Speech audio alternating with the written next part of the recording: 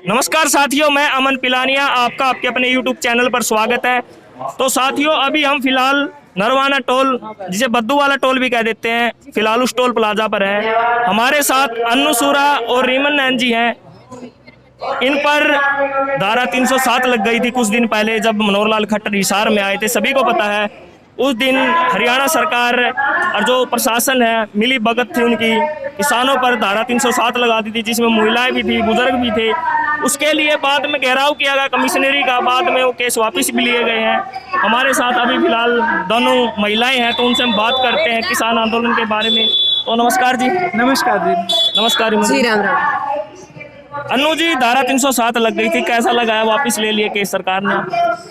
ले लिए तो अच्छा है, वरना देखो जो नहीं, अगर नहीं लेते तो उन्हें बाद में लेने पड़ते, क्योंकि एविडेंस के बिना वो धारा तो उनको हटानी ही पड़ती। हम कोई क्रिमिनल नहीं है, मतलब उन्होंने तो हमारे साथ ऐसा बिहेव किया।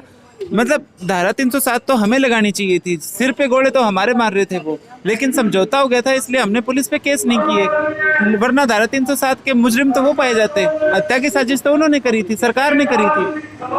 अनु जी, आपको पता है आपकी एक क्लिप सोशल मीडिया पे काफी वायरल थी। आपने साइलोज को लेकर एक बात कही थी कि अंबानी के साइलोज आगे आने वाले टाइम में आएंगे तो 10-10 हजार रुपयों में आप भी नौकरी करोगे।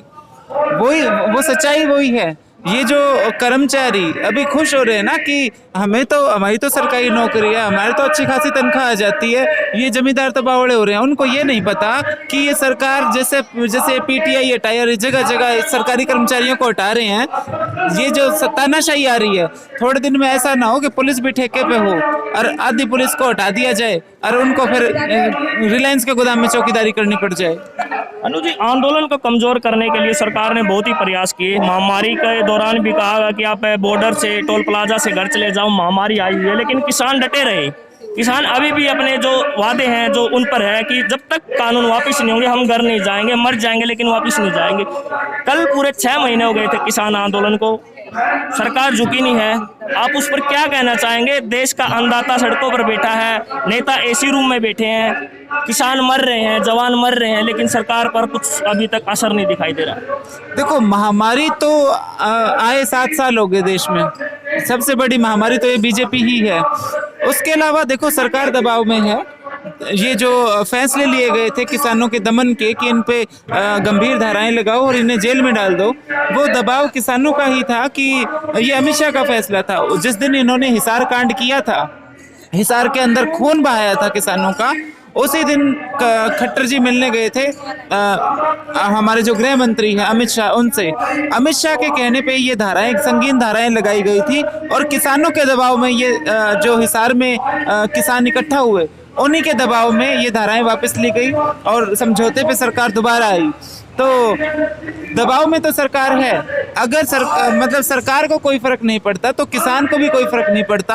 हमें रोटी घर पे खानी है, रोटी हमें यहाँ टोल पे खानी है, ये तो यूं ही चलेगा। अनु जी, आंदोलन किसान आंदोलन में जुड़े या पहले भी कोई आंदोलन है उसमें भी जुड़े हो आप? मैं देखो आंदोलनों से शुरू से जुड़ी हुई, अन्ना आंदोलन से ही मैं जुड़ी थी। उसके बाद कोई भी धरना, किसी भी मुद्दे पे धरना प्रदर्शन, चाहे वो सिविल हॉस्पिटल में वेंटिलेटर का मुद्दा हो, चाहे जो सरकारी स्कूल हैं उसके अंदर जो कोटा होता है गरीब बच्चों के लिए प्राइवेट स्कूलों में, उसके लिए, क्योंकि वो कोटा मिलता नहीं है बच्चों को, इस तरह के मतलब जो भी सामाजिक प्रदर्शन है उनमें मैं। धारा 307 पहले भी लगी है, मतलब सरकार ने पहले लगाई? कभी ऐसा हुआ कि धारा 307 की धारा आप पे लगी? नहीं, धारा 307 नहीं लगी थी। हाँ, छोटे जो मुकदमे होते हैं 751 के या सरकारी काम में दखल के, वो लगाते रहते हैं लोग थोड़ा सा परेशान करने के लिए। लेकिन धारा 307 लगाते हुए मैं तो कहती हूँ, सरकार को शर्म नहीं आई क्या? शर्म नहीं आई क्या? इनको ये नहीं पता कि जो महिलाएं 6 महीने से रोड पे बैठी वो क्रिमिनल है? जो 6 महीने से अपने बुजुर्गों का साथ दे रही हैं जो महिलाएं, वो किसी का मर्डर करने के लिए वहां गई थी? कुछ तो सोचना चाहिए। उन्होंने एक बार ये नहीं सोचा कि एक ये जो कुंवारी लड़कियां हैं, क्या सामाजिक दबाव पड़ता है जब उनके ऊपर इस तरह की धारा लगाते हैं, एक इमेज पे क्या असर पड़ता है। अनुज जी, आप किसान आंदोलन के बारे में क्या कहेंगे? आंदोलन लंबा चल गया है, इतने किसान शहीद भी हो गए हैं आंदोलन में, सरकार कुछ कह नहीं रही है, अभी तक कुछ जवाब नहीं है कि मानेगी या ना मानेगी। आप क्या कहेंगे आंदोलन के बारे में? कितना लंबा चल सकता है, कितना हौसला रहेगा किसानों में आंदोलन को लेकर? देखो, जो मेरे को महसूस हो रहा है वो ये कि जो हिसार के अंदर किसान इकट्ठे हुए थे, उसके बाद सरकार काफी दबाव में है और जल्दी ही बातें मान ली जाएंगी। वरना देखो, सरकार तो आनी जानी है, किसान तो यहीं रहना है, हम लगे रहेंगे, कब तक नहीं मानेंगे। धन्यवाद। धन्यवाद। रिमन जी, कैसे हो? अच्छे हैं बिल्कुल आपके सामने। आपसे पहली बार बात हुई थी जब उस टाइम आप पर धारा 307 का मुकदमा था, जी। उस दिन। जी, जी। अब आप फिलहाल धारा 307 से मुक्त हो गए, धारा 307 हटा दी है सरकार ने, तो आप कैसा महसूस कर रहे हैं? अच्छा महसूस कर रहे हैं। हटने की जहाँ तक बात है, वो एक कानून के जरिए, मतलब लॉ ऑफ ऑर्डर के जरिए हटेगी। वो 24 तारीख तक का टाइम दिया है, उसके बाद फिर हम देखेंगे वो हटी है या नहीं हटी है, क्योंकि पहले भी ये कहा गया था कि कोई मुकदमा आपके ऊपर नहीं लगाया गया है।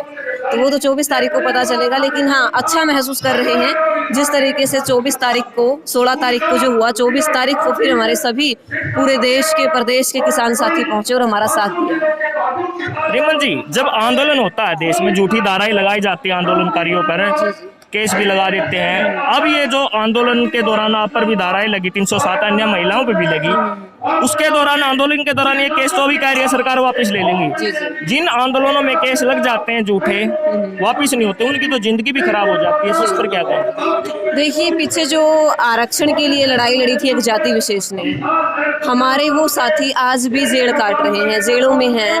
और इसी को देख करके थोड़ा सा लोगों के मन में, लोग पीछे थे कि शायद मुकदमे लगेंगे तो हटेंगे नहीं। लेकिन जैसे ही 24 तारीख को ये अंगड़ाई ली, और आज हमारे सारे युवा साथी ये कहते हैं कि हाँ, इस आंदोलन के अंदर दम है, सिरस का नेता करके हमें मतलब साथ देता है, हमें हमारा साथ देता है, तो बहुत बड़ी बात है ये। और बिल्कुल किसी का भविष्य खराब नहीं होगा, क्योंकि हमारे साथ सारे किसान साथी, सारे किसान सरदारी खड़ी है। कल काला दिवस मनाया, 6 महीने आंदोलन को हो गए, अभी तक सरकार पर कोई असर नहीं है, तो आपको क्या लगता है आने वाले टाइम में सरकार झुकेगी किसानों के सामने? बिल्कुल झुकेगी, क्योंकि उस दिन हिसार नहीं था, उस दिन मतलब सिर्फ ही झुका था, उस दिन भी हिसार नहीं झुका था। जिस तरीके से हम मीटिंग में बैठे थे, तो एक मैं कहूँगी कि हमारी मीटिंग ना कमिश्नर के साथ थी ना डीसी के साथ थी। सीधा मतलब कमिश्नर ये बोल रहा था कि मैं मुख्यमंत्री जी के साथ फोन पर बात करता हूँ फिर बताऊंगा, उधर से मुख्यमंत्री सिर्फ के साथ बातें कर रहा था। तो इससे बड़ी बात और क्या हो सकती है? बिल्कुल झुकेगी आने वाले समय में, और किसान जीतेगा, लड़ रहा है, बिल्कुल लड़ रहा है और लड़ेगा तो जीतेगा। जिन पर केस है फिलहाल आंदोलन के दौरान, उनको क्या संदेश देना चाहेंगे? सरकार चाहती है कि आंदोलनकारी डर जाएं, आप उनको क्या कहेंगे? आप पर धारा लगी थी, आपको कैसा महसूस हो रहा था उस टाइम, आप क्या कहेंगे? महसूस सिर्फ यही था, मतलब मुझे यकीन ही नहीं था मेरे ऊपर धारा लगी है। कानूनी तरीके से धारा लगी थी, लेकिन मुझे यकीन नहीं था मेरे ऊपर धारा लगी है, क्योंकि मैंने ऐसा कोई काम नहीं किया था जिससे धारा लगे, मुझ पर केस लगे, हत्या का प्रयास मैं करूं। और मैं तो खास करके वो नहीं कहा करता कि मेरा 56 इंच का सीना है, 56 इंच का सीना रहता, आज कहूँ 40 किलो की छोरी तो वो डरा है, तो मतलब क्या वजूद है? तो सरकार कहती है बेटी बचाओ बेटी पढ़ाओ, और दूसरी तरफ जो आपकी उम्र है 23 साल की, पढ़ने की उम्र है, आपके ऊपर धारा 307 लगा दी। रिमन जी, अब ये आंदोलन के दौरान कह रहे हैं कि वापस हो जाएगी, अगर ये वापस नहीं होती तो आपकी तो जिंदगी खराब थी ना?